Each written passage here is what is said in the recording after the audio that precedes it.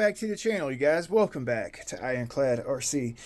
I'm Big B. We got the Deltaforce 29, aka the Johnson 5, on the freaking block, right? You guys have not seen this boat here in a while. It's been a bare hull, sitting on a shelf for a good 6-7 months, right? Last time we ran it, we put a gaping hole in the hatch and I stripped everything out of it. I put the electronics in another boat and she's been in dry dock, right? So I resurrected this bad boy from the dead, which I've been doing to a lot of my boats here lately, trying to get everything ready for the summer, right? We're planning on doing some high-speed running on the channel here shortly, going to the speed run spot a lot more often rather than the park pond, and trying to get some boats prepped up and like ready to go. So here you go, right? This is my baby here. I love this boat. Such a good handling twin, right? Got off to a rocky start, and then we ended with a rocky ending whenever I put the hole in there, because we actually changed prop rotation, right? Typically ran outward on this boat, and I wanted to test inward for myself and the boat gang so we could see the difference. And I put it on inward. I tried several tunes. I tried moving my CG up. I even cut a freaking hole up here. My batteries had them way up there, and she would just pick up and cut out and do all kind of wacky shit. So we put a hole in it, right? And I've actually upgraded all the electronics in it, and basically she's ready to go again. So I'm gonna run you down real quick what we got going on. These are some Speedmaster turn fins, okay? Speedmaster turn fins, a little bit different than you typically see, right? Super nice. These things are great. They're great. Speedmaster hardware is freaking awesome, okay? So we're actually running a little bit of all kind of hardware on here. We got Speedmaster, a 10-shock rudder, okay? Made a custom base for it. Now, this rudder actually comes in different lengths. You can get it like this carbon fiber piece right here. You can take it off and change it out and get different setbacks, right? So it's actually a super nice knife blade rudder. No water cooling on the rudder, right? This has a true push-pull steering, not pull-pull. This is push-pull, right? With some captured rod ends here. I think this is a 1.5 millimeter stainless rod that I've got going to this Oxidean OPS ML01 low profile servo with a dual horn on there, okay? Custom carbon fiber mount. It's kind of out the box mount. It's pretty cool, actually.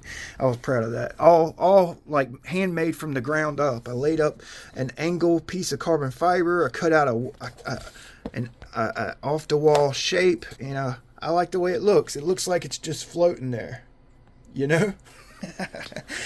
That brings us to our 80 millimeter long TFL stingers. This is a 4 millimeter low profile stinger, the same stinger that I have on my mini Zonda, okay? Dr. Jet had sent these stingers to me whenever I started this build, and I like them. They're perfect for this boat, right? 4 millimeter cable, drive dog, you know, it's got the prop spacer.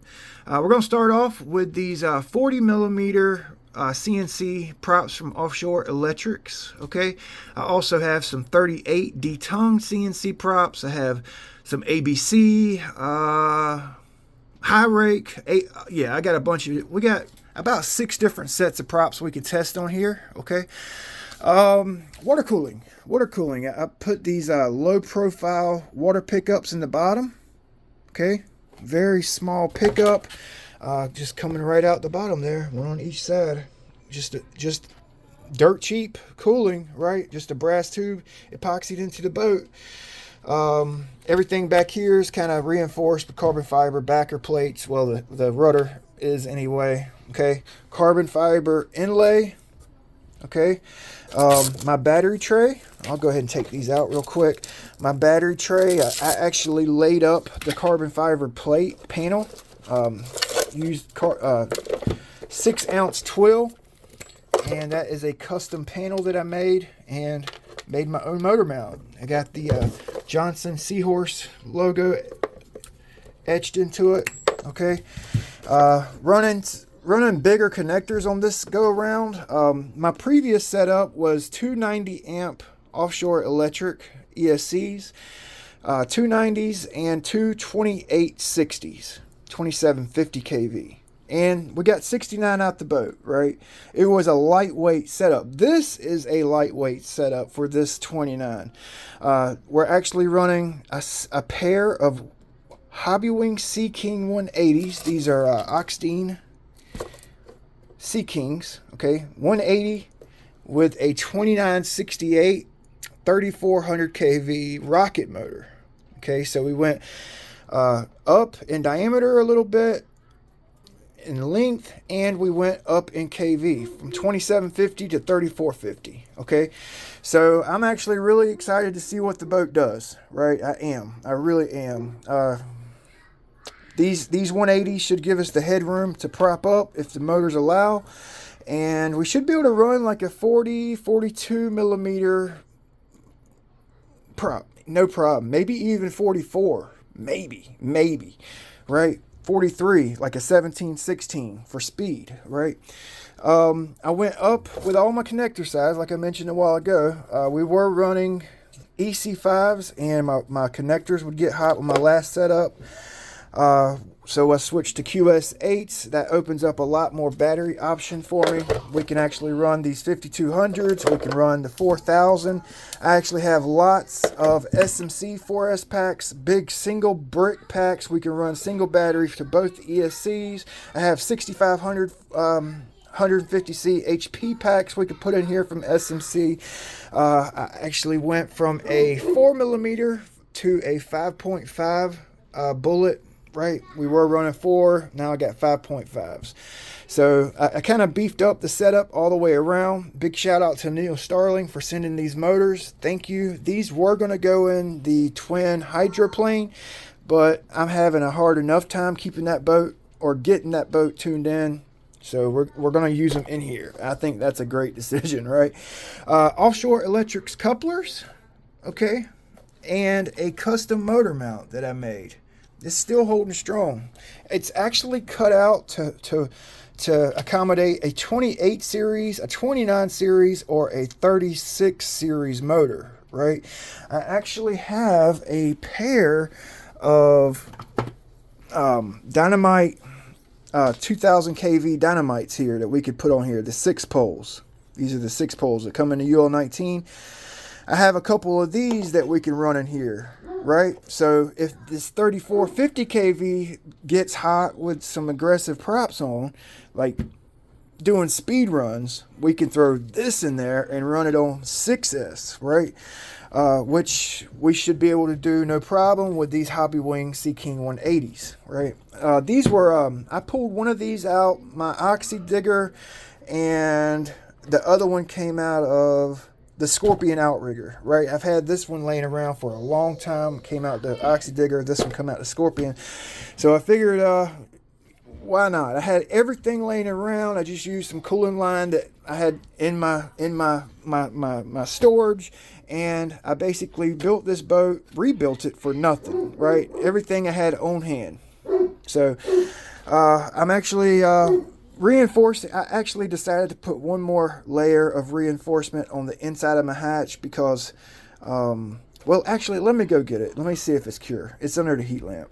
All right, so the hatch turned out pretty good. Right? These spider webs, like I had a gaping hole right here.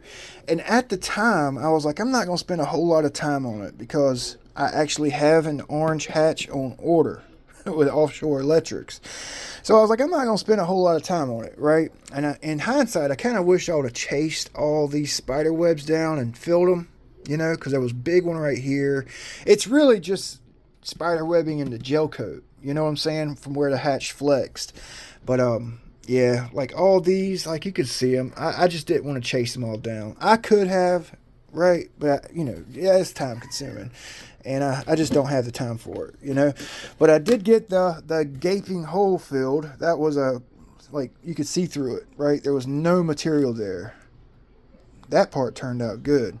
I just didn't want to spend too much time, like, you know, chasing all this shit down. And I have a new hatch on order, so we can get the boat on the water. That's all I care about, right? I typically, I don't care about looks, right? I have a bunch of boats with spider webs and cracks, and who cares? I just like running boats, man. My boats aren't going to win no beauty contest, right? I run my boats.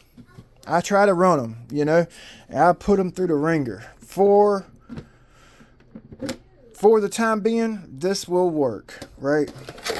That second coat of that second layer of chopped up fiberglass really stiffened it up, so I'm glad it did that. I actually have some hatch locks I was planning on putting in back here, and then we'll put a little hasp, a little hook up here so it hooks under it, and we won't have to tape the shit out of it every time, you know. So yeah, this is my Deltaforce 29. I'm actually happy to have her back going, and we'll do a second maiden on her, right? Yeah, she should be fast. So we'll see you next time. Thanks for watching. Don't forget to subscribe, like the videos. I put content out daily, 7 a.m. Eastern Standard Time. I actually have a community page on my channel. Go to the community posts section. You can post pictures of your boats, your builds, your repairs, tips, tricks, ask questions, what have you. It's a community, the boat gang. It's a community, right? So we'll see you next time.